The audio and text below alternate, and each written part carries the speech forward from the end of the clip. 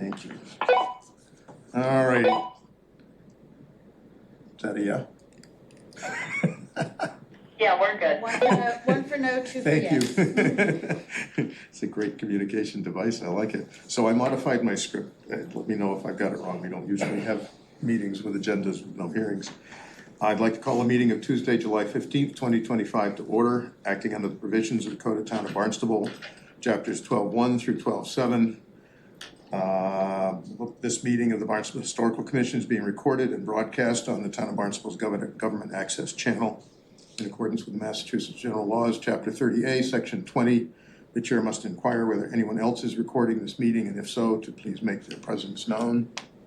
I think we're good with that. We ask that during the afternoon's proceedings, cell phones be turned off. Conversations other than those before the commission take place outside this room.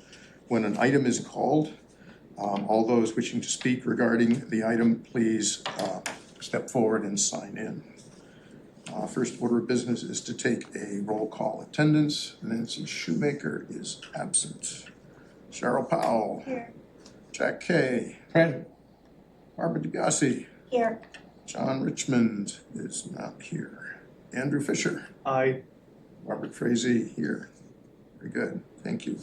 As I said, there are no public hearings scheduled for today. We have several things on the agenda. However,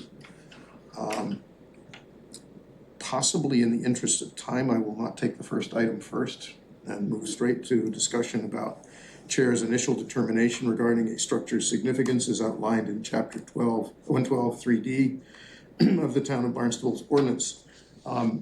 As I think you all know, and we've talked about this a few other times, when a building of 75 years of age or older that is not in a historic district, is not in some other way protected by a historic district committee, at 75 years of age, it comes through the Planning and Development Department to the chair of this commission for a determination as to its significance, after which it is either referred to a public hearing or the determination that it is not significant is forwarded, and whatever is proposed, partial or full demolition, is permitted.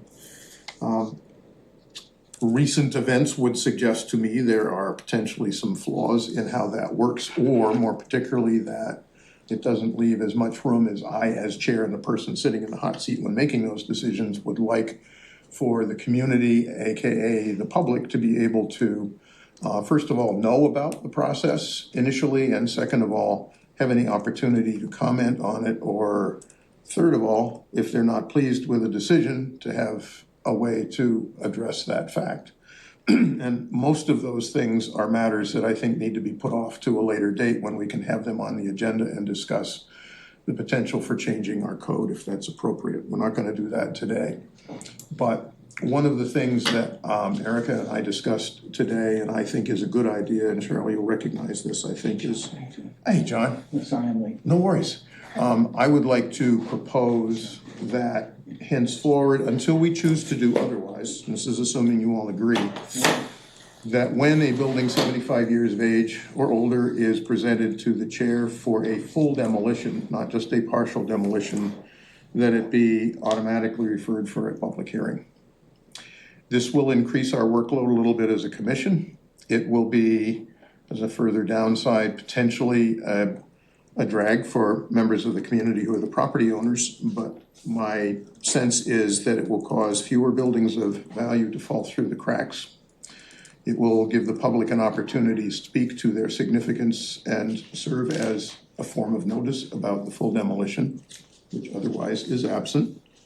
And I really think any that I can reflect upon that I've determined as not significant, maybe one recent exception, and I'm only going to say maybe, would really be managed very swiftly by the commission. I don't think there'd be much debate about whether they were appropriate or not to be demolished. I don't think we're going to get hung up on it.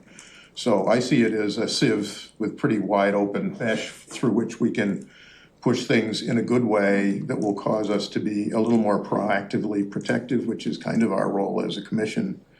And I am very much remembering Cheryl's comment to me back when I think I was just a commissioner then, maybe when I first became chair, I don't remember which, it might have been either or both.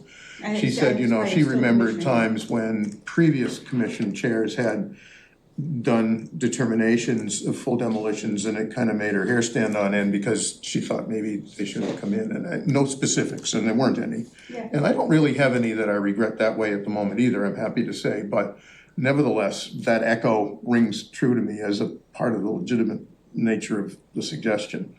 I'd like to just throw that open to you guys as commissioners to discuss it, and, you know, eventually I'd kind of like a vote on it. And again, I think there's something we can rescind or adjust later if it's a determination we make of our own as a procedural one. If it doesn't work, or if it's too burdensome, we can rethink it. I totally agree. The fact that 75 years old is the marker. It's enough. Just because you're not listed, just because there's not a form, just because of that, you're still 75. That's true. So I think that that's a very valid observation, is that we're letting a lot of stuff slip through the cracks. It shouldn't go through the cracks. If the community and the town has decided that anything 75 years and older needs to be protected, it should be. Well, at least the process is triggered by that age. That's where it stands presently. Yeah. And so a partial demolition proposed would still be a question mark. I think that, and you know the background of this, I'm not sure if previous chairs have done it this way, but I've never wanted to make these determinations absolutely solo. I always reach out to the co-chair Nancy Shoemaker, or in a couple of cases, I've reached out to one at a time and only one per property, each of you to retain to adhere to the open meeting law. But if I think one of you may have personal knowledge about the historic nature of a building or some associated history with it, I will call and ask. And try and be really careful about that and not make mistakes. But partial demolition could be nothing more than removing and replacing a window, It could be. which is partial demolition. That's right. It meets the technical threshold, but It it meets isn't. But it doesn't necessarily need a hearing in all cases, I'm guessing. I live in a community of very antique structures. My house is an 1875 house. Yep. It's the Christian Camp Meeting Association in Craigville Village. They have decided that because they own Craigville Village, they don't need to come before us for anything. And they have been doing it over my protest for years. They'll just go through and put picture windows in houses that were built in the 1800s. You don't do that. But the thing is, nobody's formally complained about it, so for it to be addressed, it would seem. I've complained about it 2 or 3 times to the building official, and things have happened, but that community has an arrogance about it that somebody needs to tell them, you don't tell people it's okay. Their idea is if it's a repair, it's free to do. I think I'd prefer to put this at arm's length in the abstract rather than picking on the one community, and think more in terms of. Generalities. Okay, you see what I'm saying? Just Yeah. so that maybe what we're looking at is I'm trying to just using find. it as an No, I know. example of how I see that it's being. Trying to find ways for the individual communities to be a little more proactive on their own behalfs, a little bit as we discussed about Hyannisport in some ways. As you mentioned, we had spoken about this years ago when you were, Jay, had come on as a commissioner, which is about a year before you became chair. And I have numerous years with another historical commission, as Jack, you know. And when I came on there, the previous chairs, not all of them, but it was known that the chair was making decisions right down to full demolition. And there were things that, well, you can do this, you can do that. And I made a decision after discussing it with the commission that I didn't want to protect the commission, because if just one person is making a decision and somebody in the public comes back and says, well, why was that done? Then, well, why didn't it go to the commission? Why do we have a full commission if it never came to the commission? And one person decided. So one of the beauties of having a full commission is that you have kind of a checks and balances, because even though we all respect one another, we all have different points of view. So I made it pretty early on, everything will come before. That being said, there are exceptions when things come up. So we always try to help applicants to see if we can make things work. And sometimes, so for instance, we had a gentleman, without naming actual applicants, who came before us and wanted to do something very small, it was a modification. And we then agreed as a commission that if they could take it to Jim and say, this is this, it was basically just wanted to sample the wood, make sure it was what we had. And that was fine with us, and then we said that we all agreed on that. And Jim did a fantastic job on it, just said, yes, he reported to us, he said, yes, it's all within our guidelines, so he just gave it. So that gives, so the exceptions are when it doesn't have to, if you're trying to facilitate it and get it through, there are ways of dealing with it. But I think it's somewhat dangerous for one person to make a decision. If it's something that should come before the commission, then it is my personal feeling it should come before the commission. And as you had stated earlier, if it does, then some things that are pretty obvious are gonna be dealt with pretty quickly anyway. That's true. So you just kind of bing, bang, boom, okay, we got that, this is pretty straightforward, just taking it to the commission. But it carries weight that you have, let's say you have you have somewhere between 4 and 7 people voting. So it shows the strength of the commission working together, and the committees are the commission's decision. No, I As agree with opposed to that one personally, and individual, I yeah. would guess everybody So does. that's why I think, we all know the 75 years triggers. So the reason that I try and share the decision-making with one other person is to not have just one person doing it for multiple reasons. And it's not to give me cover, it's to share the decision-making process in a way that I hope is beneficial. I've always been uncomfortable with the chair determination process. It always just feels a little too unique. And I still feel that way, but I think, to be fair, one of the reasons it's in the bylaw, or in our bylaw, and was devised for that, is to keep the process less burdensome for members of the community who have relatively minor things they're going to do, or bringing forward buildings that really, I'll just say, don't have any way to meet either of the two criteria of significance that we have in our bylaw. It gets to be a slippery slope at times, and if those are the cases, then I think those should be referred anyway. Yeah. It's much easier to start with as part of the discussion today. If it's a full demolition, let's just plan to bring it before the full commission. Partial demolitions, I'm more than willing to listen to what you guys would like the chair to do, whoever it is, because that's the other thing. It's not just going to be me. It's going to be any one of you or somebody else someday. It may be somebody trained in preservation, or it may not. It may be somebody with a lot of experience. It may not. It still falls on one person ultimately to sign the designation or determination and be responsible for it. That's a tough call, and it matters enough to be fair and kind to the applicants to not hold them up unnecessarily or unfairly. And my experience with historic preservation is pretty much lifelong, and I will say it is always a journey that is populated by an inherent tension between passion for preservation and passion for the right to do what one wants with one's property, and those are both very legitimate perspectives.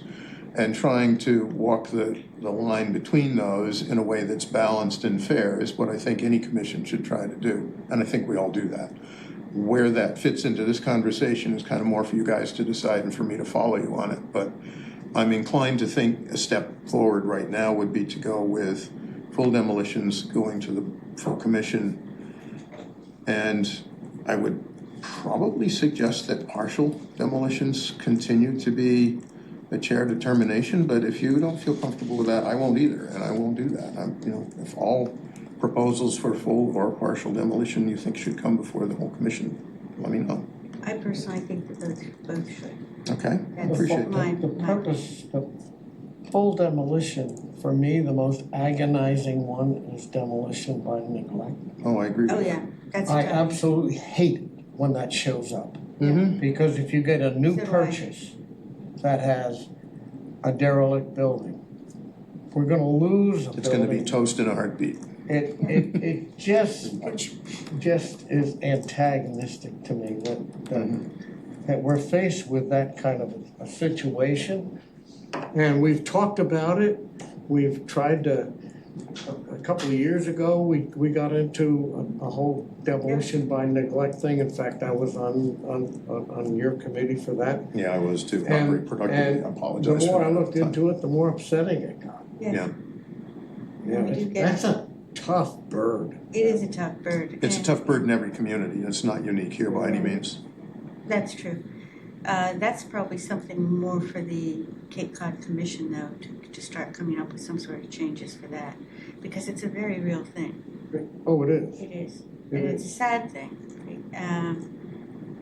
It is what it is. Well, demolition by neglect is real and a present hazard all the time, but we're really thinking about things that are more active permit seekers, and that's what we need to act on here for the moment. They might turn into, a demolition by neglect could turn into a permit application for a full demolition, and I'm painfully aware of that. There's Early on in my career, I worked for E. Carlton Small in Sure. Chatham. And my job was to replace the bottoms of 1,700 homes on 6A, was to replace the sill plates on those because they were subject for demolition by neglect because they were rotten from the bottom up. And we fixed them. Good for you. They're fixable. Oh, they are, I know. And I've got scars to prove it. So I'm just telling you that the demolition by neglect is heartbreaking for me. Mhm. Yeah. Well, thank you for doing all of that, by the way. No, Let, it was a career. Yeah. let me add another angle to it. I can't say what the application was, but I will say that back very beginning, we were trying to determine what to do about it. I was at a local restaurant, and the individual, the owner, was going to waive the bill. Is going to what? Waive the bill, and pointed out that there was going to be an application. Now, of course, I turned around and said, what's the bill? We can't go there. We're not going there. But, and it didn't happen, so, I mean, but it occurred to me that,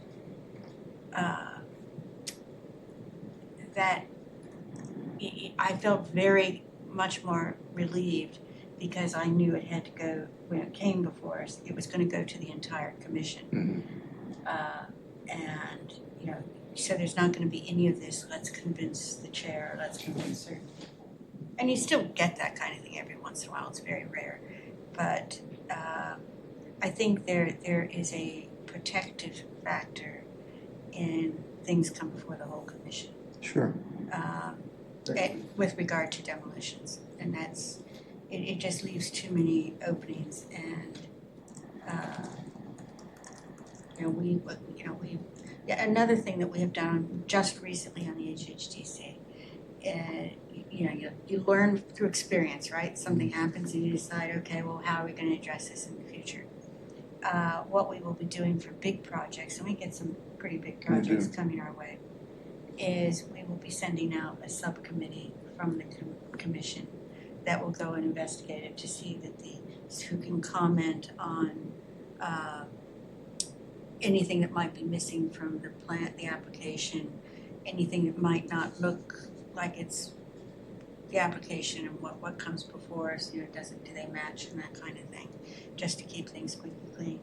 It's just something new that we've introduced. Well, you're dealing with a lot of new construction, not just the loss of historic buildings, But so in it's its a entirety, whole bunch of different layers to which It's you still have in to the attend to. historic area. Mm-hmm. So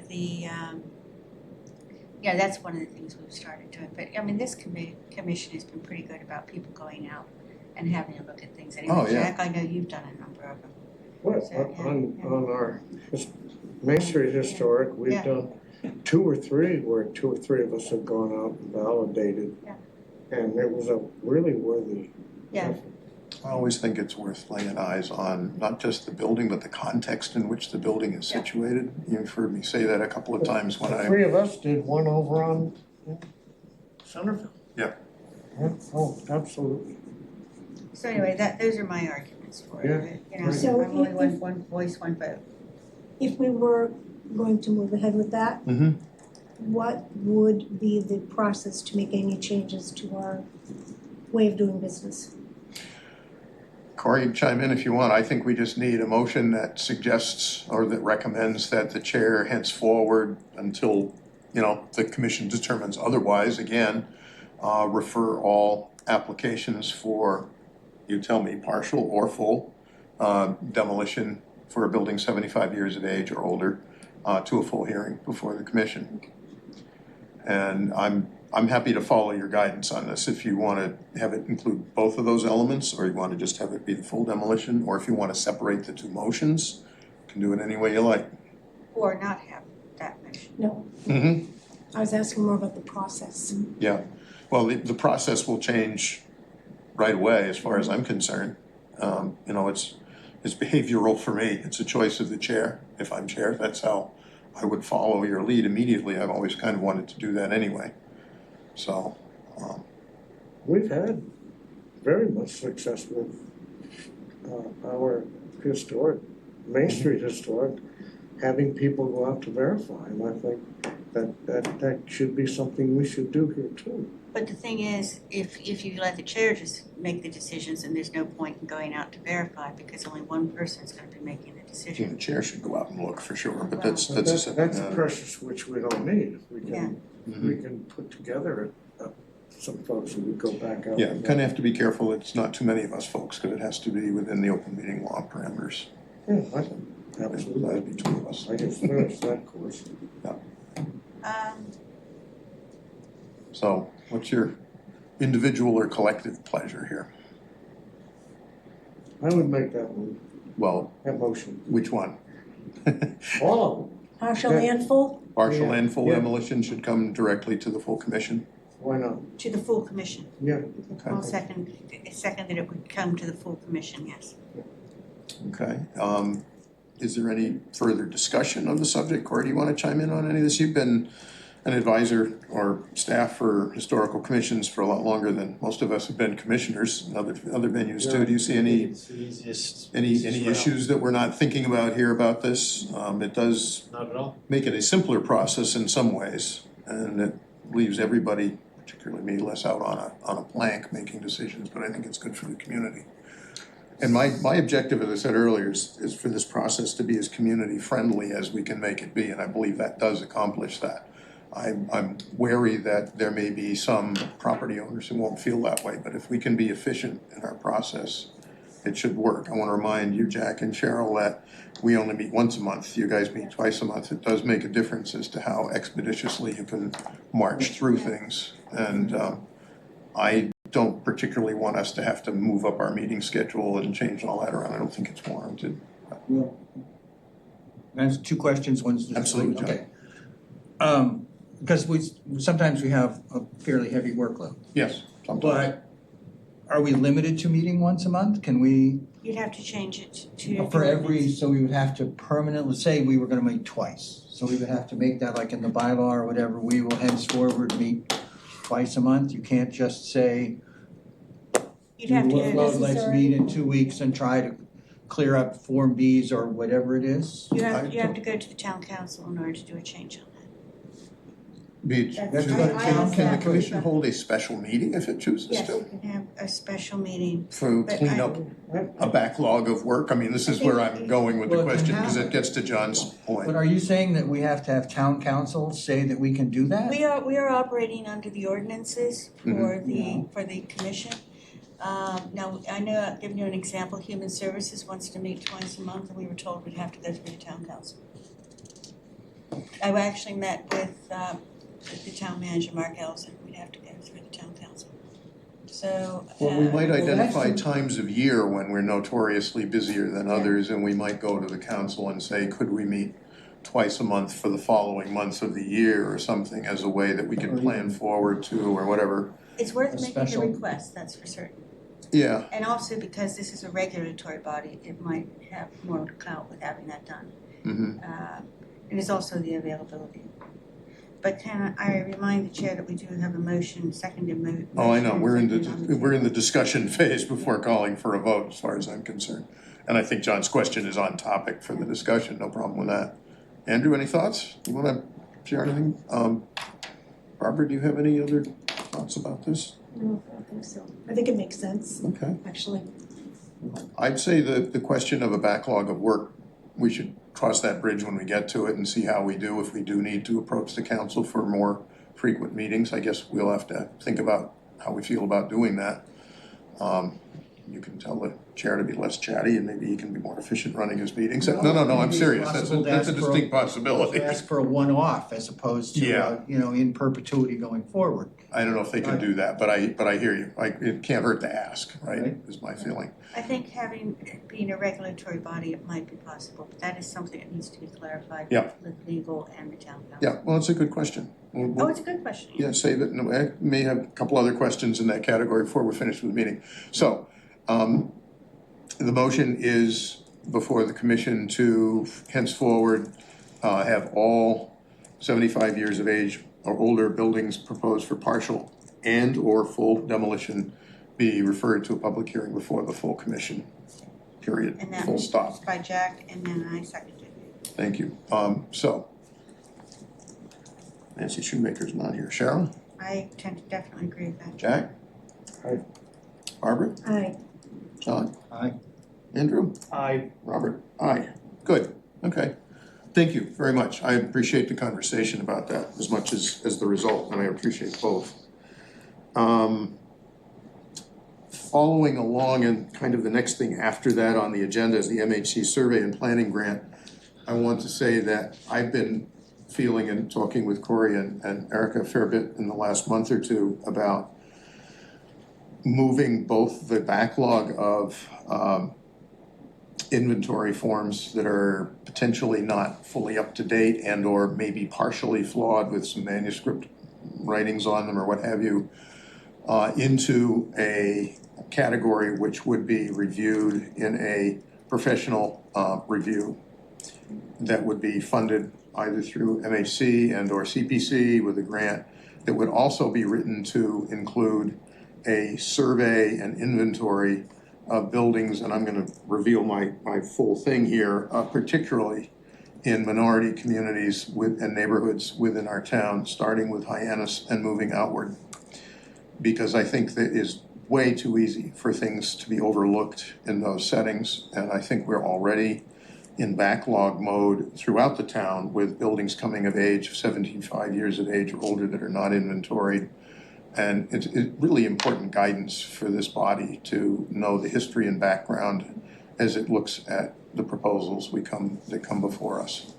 You said MAC, do you mean the MHC? MHC. Okay. Yeah, sorry, I meant to say that if I didn't. I was Pardon me. wondering if Yeah, MHC. I think that's the correct avenue for that. Corey, am I correct? For a planning and survey grant that would cover those, maybe more, but those two particular scenarios. And I think, Generally, those grants are matching. yes, And recently, it was determined by our legal department that CPC cannot fund survey and planning grants or Form Bs. really. Yeah. Oh.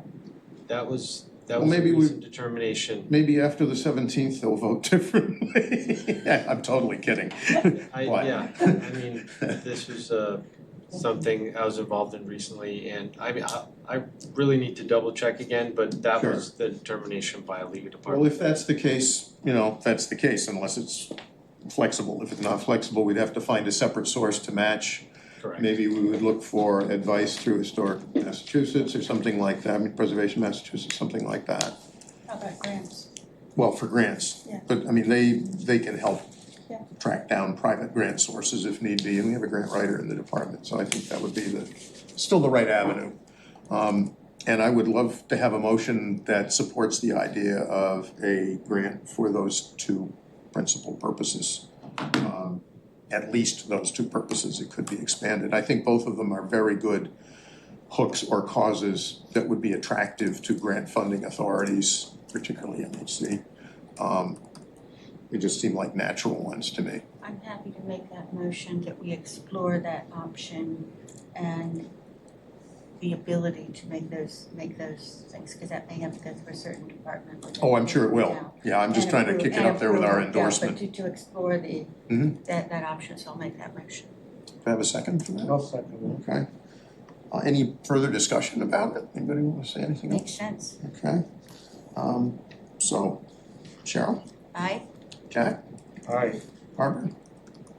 I'm not sure if I Okay. should abstain or not. You can abstain if you'd I like, think that's I'll fine. abstain. John? Aye. Based on the Andrew? circumstances. Robert? Aye. That's a fair call, Yeah. especially you're about to be maybe on the CPC, I totally get Makes that. sense. Thank you, and good for you. And I apologize, but as I said earlier, No, this is Yeah. great. Thank you very much, Cheryl, I appreciate it. I'll see you tomorrow. You bet.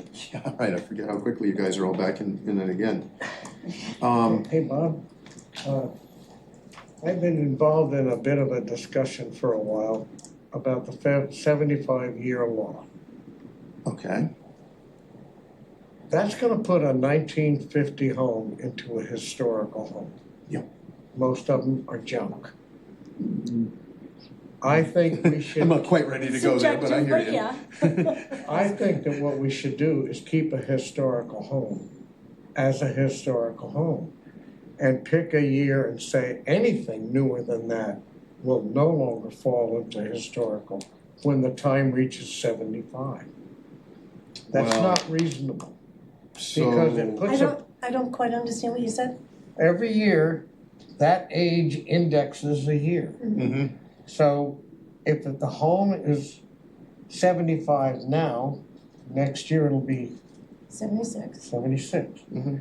But what happens is the historic stuff, where the 17s, 18s, and early 1900s, once you start moving into modern construction, because the years are in 2050, all right, it's a home that's built in 1975, is gonna be a historic structure. Why? Well, some, maybe it'll only be a few, will be. But it doesn't make any sense. If we're preserving antique homes, there's a difference between antique. We're not preserving antique homes, we're preserving historically significant homes that Yeah, fall under the agendas, under the sections. I don't think when that time comes, they're gonna be historically significant. There are exceptions, there are lots of them. There aren't as many exceptions as there are in the older period presumably, but there are also fewer homes built in the earlier periods is one reason we look at them with care, and they have by attrition become fewer and fewer relatively. I've forgotten the name of the house, John, you may be able to help me, that is here in Hyannis that I cited in my little dissertation before the LCPC. That's a prefab home from the 1940s On with Ocean- enameled steel Ocean panels. Street, it's a Yeah. it's a Lustron home. Lustron home, thank you. Yeah, And, I said right up, I'd go to the mat for that. It's exceptional. It's yeah, also in it is. good condition. But it's not a historic home by the standards we're But discussing it's here. hitting the age. But it's historically significant in a number of ways, and there will be houses like that. Yeah. What I think, to turn your good point into something we could make more productive, maybe not at this meeting, but in future. If we start to feel that because of the vote we've just taken especially, that proposals to partially or fully demolish buildings that are 75 years of age or older are becoming a preponderant number of mid-century, mid-20th century homes that are kind of, oh my God, here comes another one. Maybe you'll want to go back to a different and more efficient way to determine whether they need a hearing. And I say cross that bridge when we get there. I don't think we're there now. I'm sorry, I just have a question. Sure, John. Just, forgive my ignorance, do we decide 75 or 100 years, or how is that, or is that a It's written decision into our that's just- bylaw. Pardon me? It's in the bylaw. It's written into our bylaw. bylaw. Yep. The thing that So who we're, can, I'm sorry, for the sake of argument, who can change that? Can the commission change that? Does town council change that? If How we'd does it like, happen? we can outline the process and bring that at a different meeting, and that is something that I would suggest, is to go ahead and outline that type of But was- process and just bring it to another meeting, Or just is it because something you. that's done by the commission itself? It Or is can't be bigger done by than the that? commission itself. It That's really- requires, That's really Yeah. what I Much want. more elaborate We don't need to do procedure. more It work would than be that. a recommendation to Well, planning board recommended to town council, because you're changing a bylaw. right, and if I'm not mistaken, it may also need to be run by MHC. I think the chapter that we Actually- work under was, maybe I'm mirroring the procedure for a local historic district, which is a more complex It may process. or may not. I just wanted to know how complicated it was. It doesn't, But it's not as simple as us just changing the date and moving the slide. we can, We can change our procedure do have regarding a- it somewhat, I think. Okay. Or, as we just did a moment ago, we can undo or modify that if we get there. that's all. The biggest thing that's gonna challenge us is fenestration. 50s windows don't match mullions. Mhm. And they have aluminum casements, they have all that stuff. We may decide that they're not significant very quickly and may not care to worry about those details though, unless it's a significant building, you follow Yeah. me? But Which I right, think may help right now, we alleviate the certainly concern. deal with fenestrations in the fact that we want it to look like it does. If we And think as it's we bring it significant, we into do. the modern construction, we're no longer gonna have any fenestration control. That may be. Corey's sliding you a This is how you document. define a significant building, so A or B. So this Yeah. can be broadly applied across all Right, all eras. periods of time. Mm-hmm. Oh, that's a significant building, Yes. but that's How not a you historic building, it's a significant building. Significant building, No, there, Can be- no. can- we So can 75 debate years. that. 75 years isn't significant. 75 years is requiring our consideration. triggers a review. And the review is about its significance. Remember, that's the vote we take when we actually take a vote on a demolition. The first Sure. one is about whether it's a significant and preferably preserved building. So I still think we're pretty well Yeah, covered good for the point. time being that way and not gonna get totally bottled up. But I hear you. So if it's just some like, Yeah, you're the guy who should be Average. interested in this So if because it- you're young enough to be here when this all happens. yeah, so if it's just some like regular suburban home from the 1950s and it's 75 years old, it's not going to take up much of our consideration. Thank you. That's what I think. I think it will come to us because of what we decided at 75 years of age or older. But I think it'll be a very Yeah, quick, I'll gladly this. I'm all for preserving, historical sites and all that. Yep. But if it's just, some regular throw-up home from the 50s, then yeah, shouldn't take much of our brain space, in my opinion. that's how I feel too. There will be exceptions because Of people course, did there's build going to be exceptional exceptions. homes at any period in time. We have to keep Yeah. our eyes open for Yeah, that. there's but- always going to be, historical significance in all decades, Thank you. but if it's just a regular home, then yeah, it's something we can probably just give a 10-minute window of consideration. Sure. Form Bs are not really for discussion. We talked about that as part of the planning and survey and planning grant. I think I should get to the correspondence that we have, which I did bring. We have two pieces of correspondence. One is back in response from MHC, back in response to the section 106 review, I believe, for the church tower in Centerville. Did you all receive this, each of you as commissioners? Did you receive it as part of your packet? It was one of the things that was linked Was on in the- the Laserfish. I mean, I don't feel I need to read it out loud. The point is Pretty they straightforward. concurred with our various decisions and that it wasn't altering the exterior appearance of the building or damaging the structure in some way. So I think we're in good shape with that. We received a letter, which I wanna say was very well written, and I mean that as a sincere compliment to Jennifer R. Ratliff, who wrote it, and I wanna read it. This one, personally, I agree with most of it. There's one big exception, and that is a statement of fact, which I'm not sure I can support. But with each passing week, my village of Hyannis looks less and less like the quintessential Cape Cod destination that millions of travelers come to see. The charming cottages, mid-century motels, and historic Victorian homes that once defined our community are disappearing, replaced by towering four-story high-rises and sprawling luxury mansions. Now, yet another irreplaceable piece of our heritage is under threat, the home of civil rights activist Eugenia Forts. In 1945, while working in Hyannisport, Forts visited what was then known as East Beach off Iano Avenue, and when ordered by a police officer to leave, she refused, taking a stand against the segregation and racism of the time. That same beach is now proudly bears her name. Fort's legacy and impact extend far beyond that courageous act. She co-founded the Cape Cod's chapter of the NAACP and served on the Hyannis Public Library Board of Directors for 40 years. Her home at 23 Pleasant Hill Lane welcomed national figures, including future Supreme Court Justice Thurgood Marshall and Reverend Dr. Martin Luther King Jr. I'm going to stop there for a moment and say, I do not believe that those two claims are documented or that anyone knows that that is the case, and it was never brought to my attention. And I simply question whether that's so. I don't believe it was.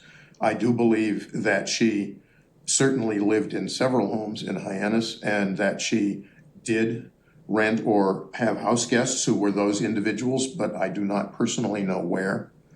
I do not know that they were in that house, and I personally was told, as was my co-chair, that that house was neither of those things by someone who would know. That same home, steeped in both local and national significance, is now threatened by a development that offers not the affordable housing needed, but yet another batch of unattainable luxury condominiums. This is not the kind of progress Hyannis needs. Our community deserves development that honors its character and employs adaptive reuse to preserve our architectural and cultural history. We should be encouraging thoughtful, contextual design that reflects the spirit of our main streets and neighborhoods rather than replacing it with structures that render our village unrecognizable. It doesn't have to be this way. I urge our elected officials and committee members to demand better. Use every available tool, including demolition delays. Work with developers on projects that enhance and preserve rather than erase the soul of Hyannis. I also call on residents, my neighbors, to speak up and hold leaders and developers accountable to this standard. Saving Eugenia Fort's house is just the beginning. In a time when many feel powerless, remember, real change begins at the local level. Your voice can make a bold and lasting impact. Together we can preserve the cultural heritage, history, and architectural identity of Hyannis for generations to come. Respectfully, Jennifer R. Ratcliffe. As I said at the outset, I think it's an excellent letter. I do question the facts claimed regarding the Eugenia Fort's house she cites at 23 Pleasant Hill Lane. We're not holding a public hearing on the topic. Maybe that's one of the reasons we've changed our opinion about how we will manage determinations in the future. Maybe it's only part of that. It's part of why I'm concerned about what happens when any decision is made by a body such as this as to whether there's adequate notice to abutters and neighbors of interest, as to whether there's a way for them to appeal if they are in disagreement with our findings, and find some way other than going to court, which is everyone's right in the state of Massachusetts, but it's draconian, expensive, complex, and burdensome, and shouldn't be necessary. It may take a long while to make improvements to a process that doesn't involve a better avenue than it does now, but I'd like to see that happen.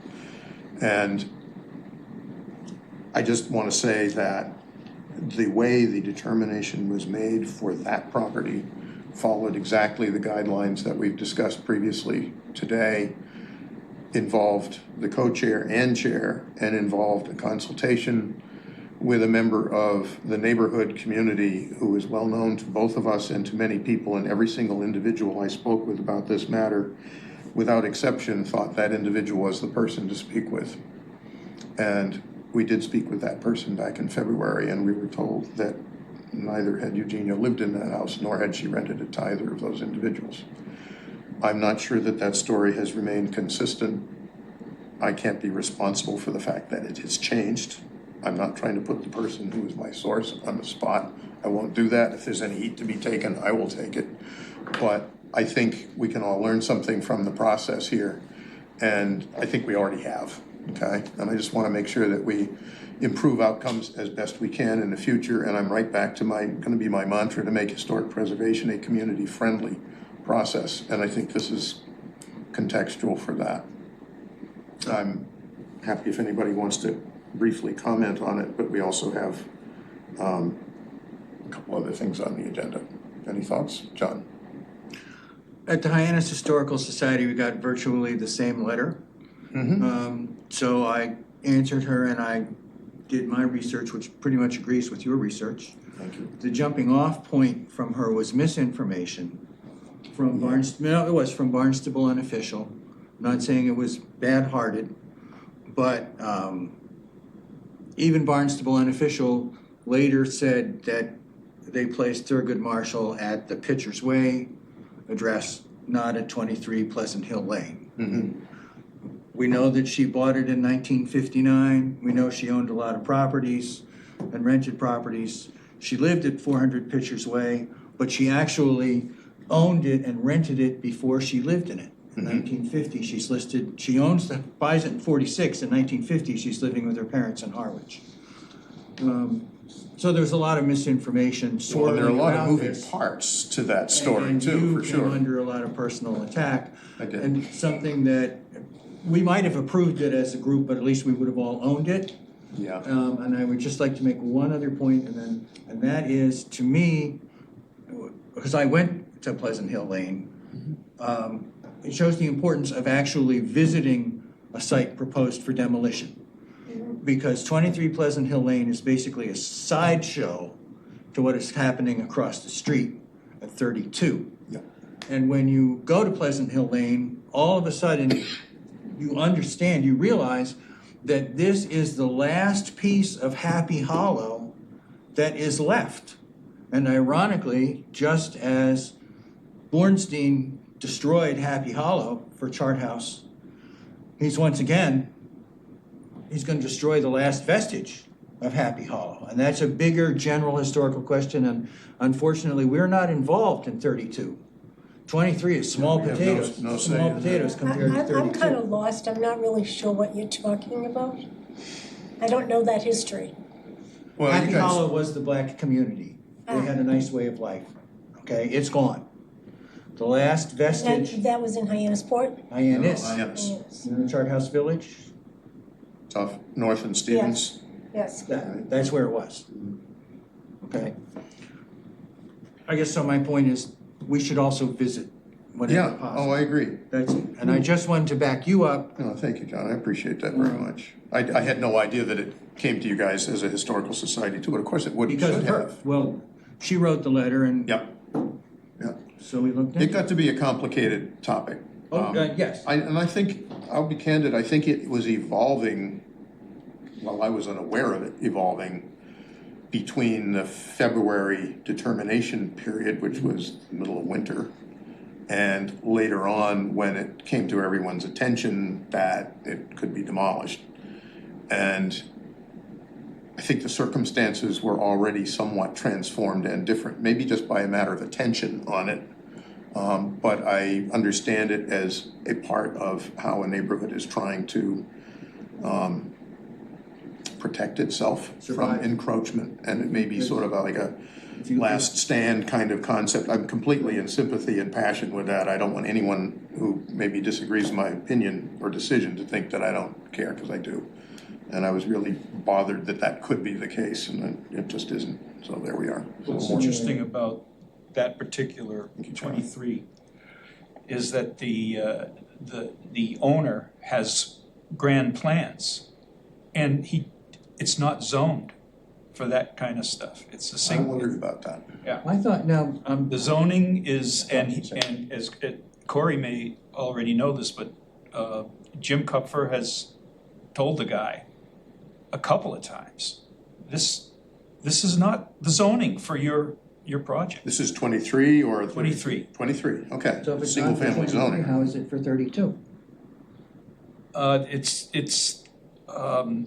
Which is bigger. It's a peculiar way the complex zoning of Hyannis, if you take a look at the map, it kind of. No, it is that, I've seen It it. cuts out the homes that the Deluzes, the brother and the sister live in, and 23, but it includes the Giz. Yeah, okay. It Yeah, okay. includes That's, I'm sorry, I don't mean to Stewie take up everybody's Bornstein's time. part. It's an That's okay, important John. subject. Sorry, Barbara, do you have a question? No.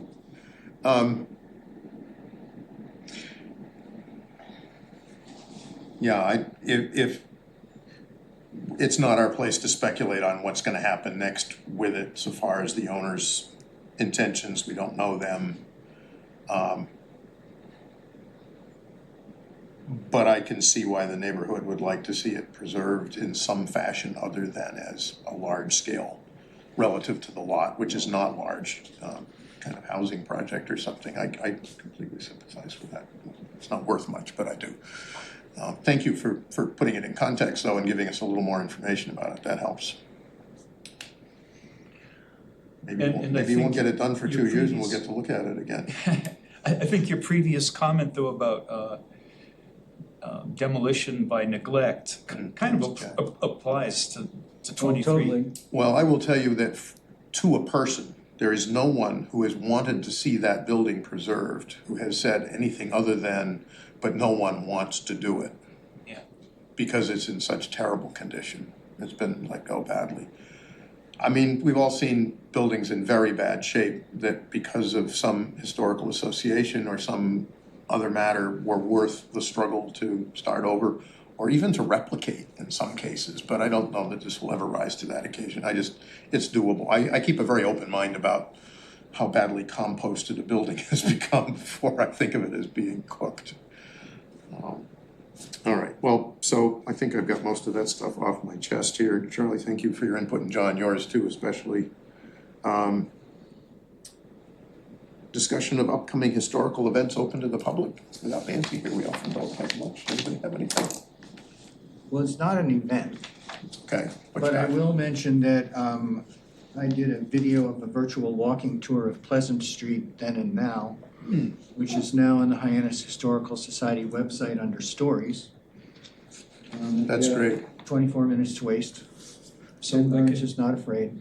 I can sign on to Hyannis Historic and see Just go on to Stories and there it is, Pleasant Cool. Street Walk. That's a nice feature, nice thing to have. Does the library have it as a link on their website too? By any chance? It'd be nice if they could do stuff like that, or Sturgis or some other. I'm sure if I asked him, they would. Yeah, I bet they would. I mean, of course they would. They're kind of your host anyway there, but be just another way for people to know of it and get exposed to it and then land on it and watch it. A lot of it's a big appreciation game, and I'm still hoping for Andrew's generation to see the spark. I don't want to keep picking on you that way, but it's delightful. I You know get what it, I'm I get saying? it. I want more people interested. I want to know that when I'm cooked, there's still people going to be around who care about some of these things, particularly the things we spend energy on. And if we're spending energy on the wrong things, better we know it now than afterwards, right? So educational process is always key to preservation. So that's all. I don't think there's anything else. Am I missing something, forgetting something? Can we just address election of officers, please? Oh, yeah, and there are minutes If to we would approve like also. to either hold off on that, or if we wanna make nominations and vote today. I'm open to how we want to do it. We're missing 2 commissioners.